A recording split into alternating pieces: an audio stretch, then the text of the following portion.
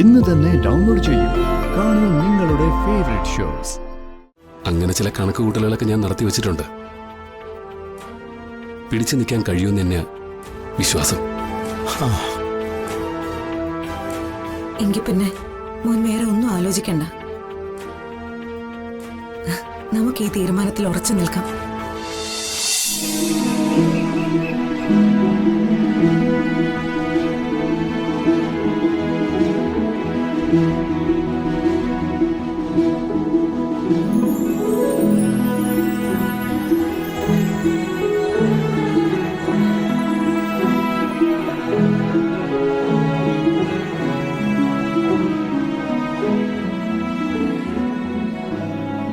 നിത്യ, ഹരി, എവിടെയാണോ എല്ലാവരും?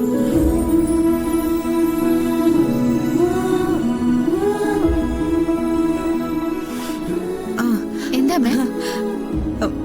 ഹരി എവിടെ? അവനെയൊന്ന് വിളിച്ചേ. എന്താ അമ്മ പ്രശ്നം? നീ ഒന്ന് വിളിക്ക്.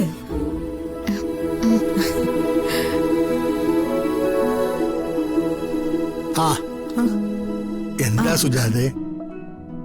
നമ്മുടെ പ്രശ്നങ്ങളെല്ലാം തീരും. അതിനുള്ളൊരു മാർഗം തെളിഞ്ഞിട്ടുണ്ട്.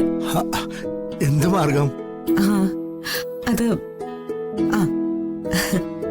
മോനെ, 2-3 ദിവസത്തിനുള്ളില് രഘുവേട്ടൻ വരും. ഇന്നലെ രാത്രിയിൽ വിളിച്ചിരുന്നു. പാതിരാത്രിയിലാ രഘുവേട്ടൻ വിളിച്ചത്. അതാ ഞാൻ ആരെയും വിളിച്ചുണർത്താതിരുന്നത്. അല്ല, അങ്കിള് വന്നതുകൊണ്ട് നമ്മുടെ അവസ്ഥയ്ക്ക് എന്ത് മാറ്റം ഉണ്ടാവാൻ പോകുന്നത്? ഇത്രയും ദിവസം ഇവിടുത്തെ പ്രശ്നങ്ങളുടെ ആഴമൊന്നും ഞാൻ രഘുവേട്ടനോട് പറഞ്ഞിരുന്നില്ല. ഇന്നലെ ഞാൻ എല്ലാം പറഞ്ഞു.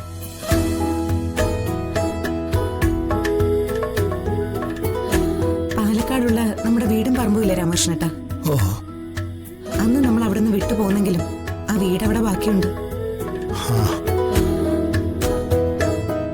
അത് വിറ്റാൽ നല്ലൊരു തുക കിട്ടും.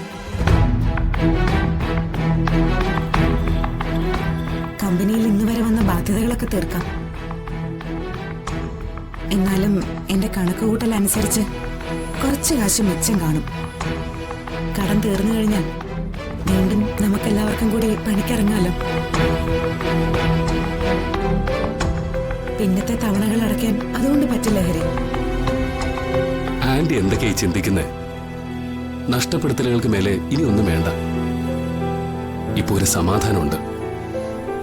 അമ്മാവനും ഞാനും കൂടി അധ്വാനിച്ചു കൂട്ടിയതല്ലേ നഷ്ടപ്പെട്ടുള്ളൂ. ഇനി എന്നെ കൊണ്ട് വേറൊരു ഭാരം കൂടി ചുമക്കാൻ വയ്യ. ഓ, അങ്ങനെ വേർതിരിവൊക്കെ ഉണ്ടോ നിന്റെ മനസ്സില്? അമ്മയുടെ സ്ഥാനത്താണ് എന്നെ കാണുന്നതെന്നല്ലേ നീ പറഞ്ഞത്? അതൊക്കെ കളവായിരുന്നു. അല്ല ആന്റി, വേറെ എന്ത് മാർഗമുള്ളത് ഹരി? ഇന്നോ നാളെയോ അവൻ അവന്റെ കമ്പനി തീരുമാനങ്ങളുമായിട്ട് വരും.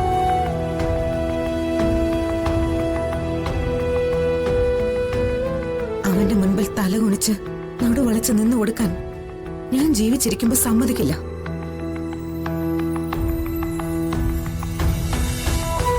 അവന്റെ മുൻപിൽ നീയും നിന്റെ കൂടെ ജീവിക്കുന്നവരൊക്കെ ഇപ്പൊ ശത്രുക്കൾ.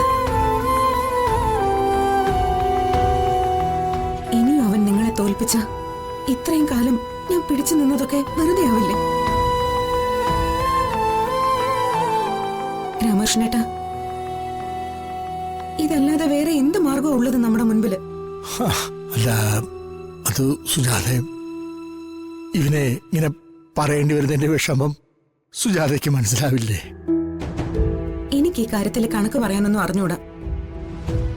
ഇനിയിപ്പോ രഘുവേട്ടന്റെ പേരിൽ കിടക്കുന്ന പ്രോപ്പർട്ടി വാങ്ങാൻ ബുദ്ധിമുട്ടുണ്ടെങ്കിൽ ഞാൻ എന്റെ മോൾക്ക് സ്ത്രീധനമായിട്ട് ഒന്നും തന്നില്ലല്ലോ. ആ വകയിൽ ഞങ്ങൾ തരുന്നതാണെന്ന് കരുതിയാൽ മതി. മോളെ, നീ എന്തിനാ ഇങ്ങനെ മിഴിച്ചു നിൽക്കുന്നേ? ഒന്ന് പറഞ്ഞു മനസ്സിലാക്കി കൊടുക്ക്. ഹരി, അച്ഛനും അമ്മയും കൂടി ഇങ്ങനൊരു തീരുമാനം എടുക്കുന്നെങ്കിൽ നമ്മളെന്തിനാ എതിര് നിൽക്കുന്നേ? നമ്മുടെ നല്ലതിന് വേണ്ടിയല്ലേ?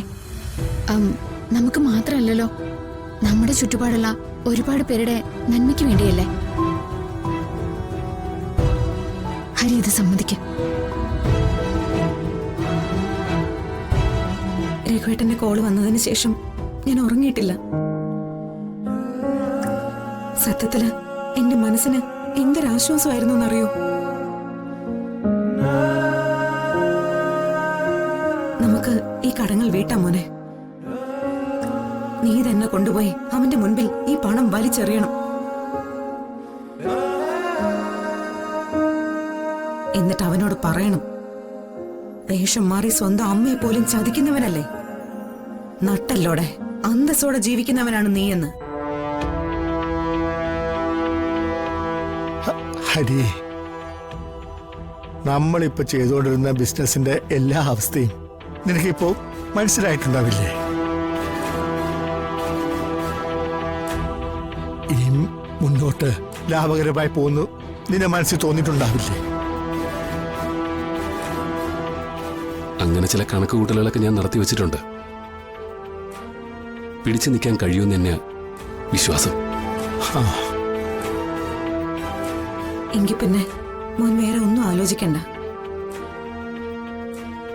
നമുക്ക് ഈ തീരുമാനത്തിൽ ഉറച്ചു നിൽക്കാം.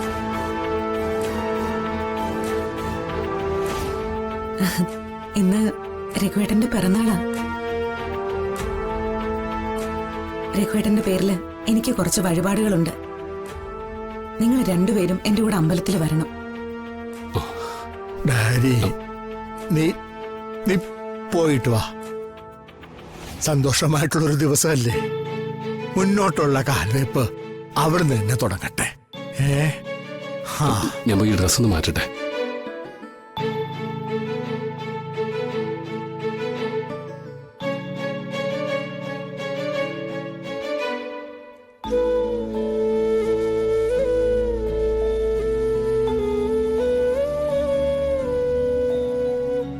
ഒരിക്കലും അമ്മയും അച്ഛനും നിന്നെ കൈവിടില്ല മോളെ.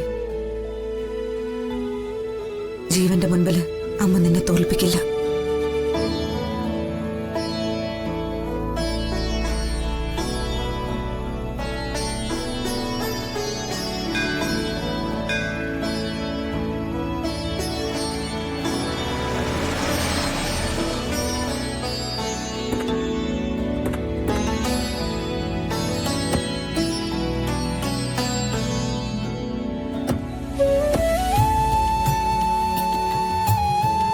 വാ.